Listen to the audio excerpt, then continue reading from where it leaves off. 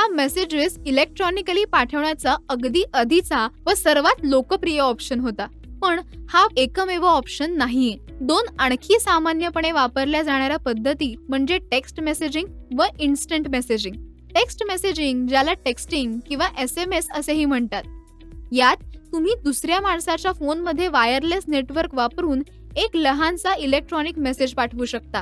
हे मेसेजेस संक्षिप्त म्हणजे 160 कॅरेक्टर्स पेक्षा जास्त मोठे नसतात.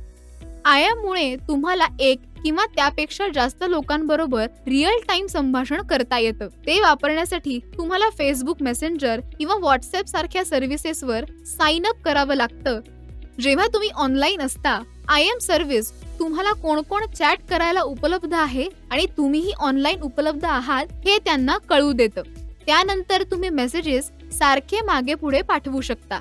IM हे फक्त टेक्स्ट साठीच नाही, बऱ्याच सर्व्हिसेसमुळे व्हिडिओ कॉल्स करता येतात, फाईल्स शेअर करता येतात किंवा एकमेकांना रिमोटली मदत करता येते. बिझनेसेस बऱ्याचदा ही फीचर्स कम्युनिकेशनसाठी वापरतात. काही लोकप्रिय instant messaging services WhatsApp, Facebook messenger, Skype व टेलिग्राम. या पद्धतीने तुम्ही जिथे आहात तिथून टेक्स्ट किंवा व्हिडिओ कॉलद्वारे तुम्ही कलिग्स किंवा मित्रांबरोबर चॅट करू शकता व त्यांच्याशी जोडलेले राहू शकता.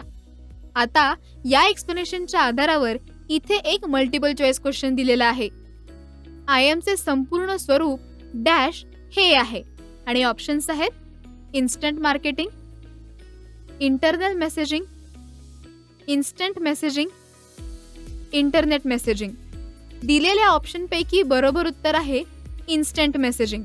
IM इन्स्टंट मेसेजिंग म्हणजे मेसेजेसची रिअल टाइम मध्ये केलेली देवाणघेवाण.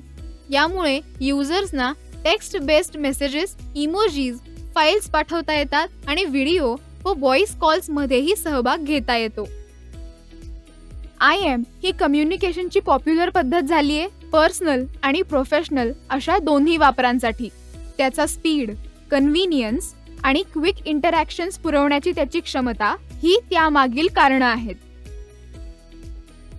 IMच्या सहाय्याने व्यक्ती व गट सतत संवाद साधू शकतात, ज्यामुळे ते आधुनिक जगात कम्युनिकेशन टूल्सचा अविभाज्य भाग बनतात.